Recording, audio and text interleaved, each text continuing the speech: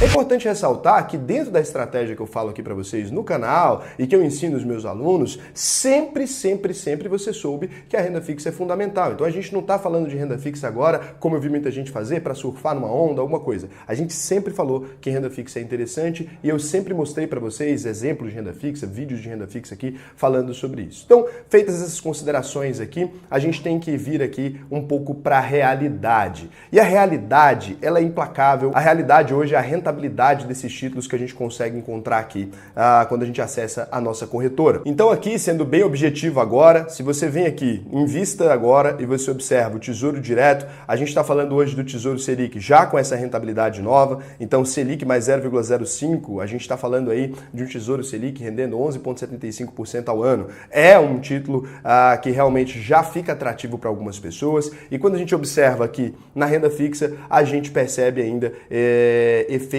maiores que esse. As pessoas não entendem o quanto fica atrativo ali o Tesouro Selic nessa rentabilidade, mas só para você ter uma ideia muito simples, lembrando, o Tesouro Selic pode ser resgatado a hora que você quiser, o Tesouro Selic ele paga diariamente, o Tesouro Selic não prende o seu dinheiro ali, o Tesouro Selic não cai, ou seja, ele só vai para cima ali, você compra e todos os dias você tem uma rentabilidadezinha ali que no final de um ano, se a taxa permanecer a mesma, você vai ter lá 11,75% de rentabilidade ao ano. Isso em números aí, para você que não é bom de conta, significa que uma pessoa com 100 mil reais ali, o mesmo dinheiro que ela compraria aí um apartamento, e olha lá, né, compraria nunca um apartamento hoje com 100 mil, você precisaria de uns 210 mil reais para comprar um apartamento. Então, com 100 mil reais, essa pessoa já gera uma renda de 930 reais por mês sem fazer nada. Essa pessoa não tem estímulo nem para investir no negócio e nem para investir na economia real. A gente está falando de 100 mil reais virando 930 reais na continha, todos os meses livre de riscos praticamente, porque é emprestar dinheiro para o governo. E se essa taxa permanecer assim por 5 anos, a gente está falando de transformar 100 mil em 175 mil sem nenhum trabalho e sem correr risco nenhum. Eu postei isso até no Twitter ontem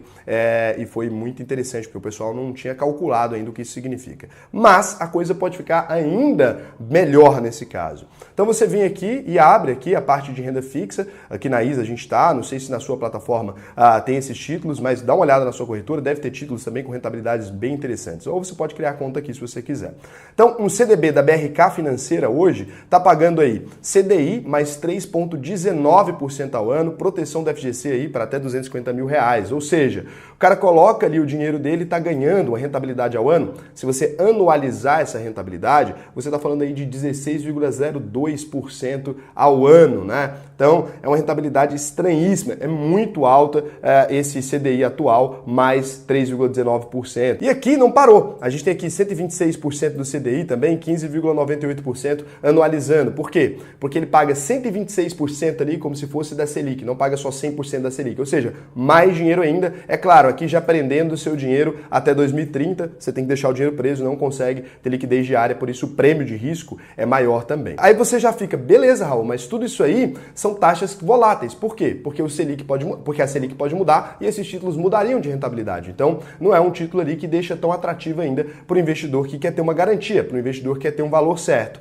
É aí que você se engana. Porque quando a Selic está nesse ponto, a gente chega aqui, olha só, né? Um pré-fixado da BRK Financeira pagando 14,54% ao ano. Beleza, um título que prende o dinheiro por longo prazo, mas 14,54% ao ano travado. Isso aqui é pré-fixado, não modifica.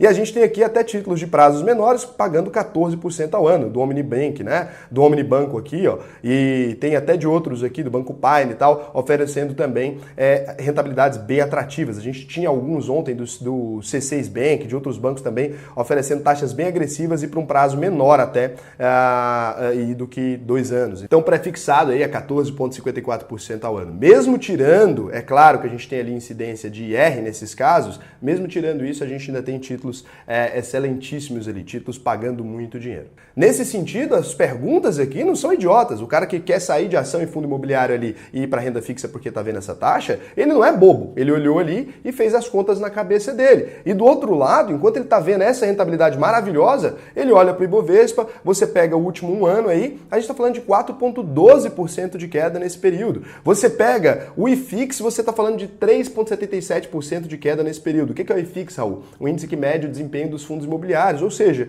renda variável, só porrada na cara, tanto em ação quanto em fundos imobiliários. Aí ele olha para a grama do vizinho ali, putz, Selic zona bater nas estrelas, se eu tivesse paradinho aqui com meus investido todo mês já estava porrando, estava aí com um dinheiro muito maior do que eu estava comprando ações. Estou me ferrando. E não é uma visão do cara que é bobo. Eu entendo isso. É matemática. Então o cara olha aqui e fala, putz, na matemática a coisa não parece fazer sentido. Eu estou correndo risco e tendo menos dinheiro do que o cara que não está correndo risco, né? Está correndo muito menos risco que eu. Cara, eu entendo isso perfeitamente. E aqui eu preciso te dizer o óbvio, o que eu venho falando para vocês a vida inteira, né? O longo prazo, quando eu falo para vocês que o longo prazo não é brincadeira, que o longo prazo é difícil, quando a bolsa estava subindo ali, quando a Selic estava em 2%, os caras dão risada. Por quê? Porque não faz sentido nenhum você se preparar para o longo prazo, porque tá tudo bem, tá tudo indo bem, a Selic baixinha, bolsa subindo, bolsa ganhando dinheiro, é o brilho da bolsa, é uma maravilha. Pandemia vem, 15 dias o negócio já começa a estralar, 3 meses bate de novo a máxima. Raul, entendi. Crise então é isso. Aconteceu uma tragédia muito grande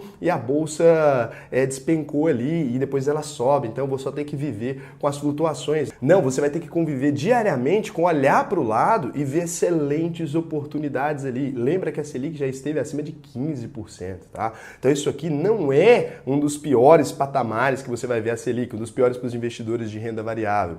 E lógico, quando você pega lá desde 1964, Raul, a bolsa ali, ela sobe, né? Você vê, são crescimentos astronômicos.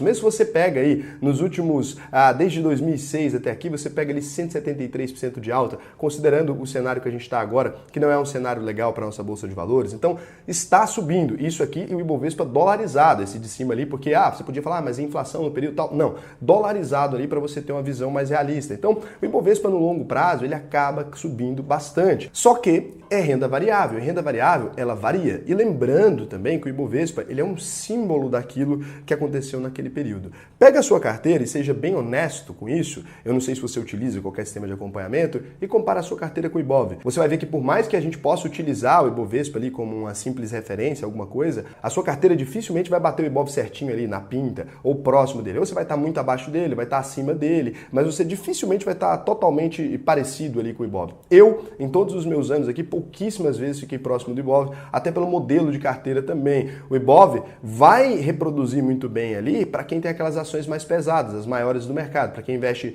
nas Blue Chip Zona, Petrobras, Vale, para quem investe nessas empresas muito negociadas. E não é o caso de alguns de vocês, não é meu caso, por exemplo. Eu até tenho algumas empresas que estão, que fazem parte, que representam grande parte ali do índice Bovespa, mas minha carteira não fica de acordo ali com o índice Bovespa, não, até porque tem as datas de compra diferentes, a gente está fazendo aportes mensais, então às vezes sua rentabilidade vai modificando ali, enquanto o Ibovespa está caindo, eu não estou caindo necessariamente, eu estou comprando na hora que ele sobe um pouquinho, para mim subiu mais do que subiu para o próprio Ibovespa. Então essa é uma relação que a gente nunca chega quando a gente está na fase de aportes. Quando você estiver na fase de manutenção do patrimônio, talvez o Ibov seja uma referência melhor, mas quando você está fazendo investimento, a queda do Ibov te beneficia, né? Ele cai na hora que ele sobe um pouquinho de novo, a recuperação pequena dele já acaba te servindo. Falando então agora abertamente, né? Então agora é hora de aproveitar a renda fixa e depois aproveitar as ações. Então agora, tem Selic boa, eu aproveito eu aproveito a renda fixa agora e depois eu aproveito a bolsa, né? Eu corro agora nesse cenário que não tá, que eu vejo que o trade-off não tá compensando para mim,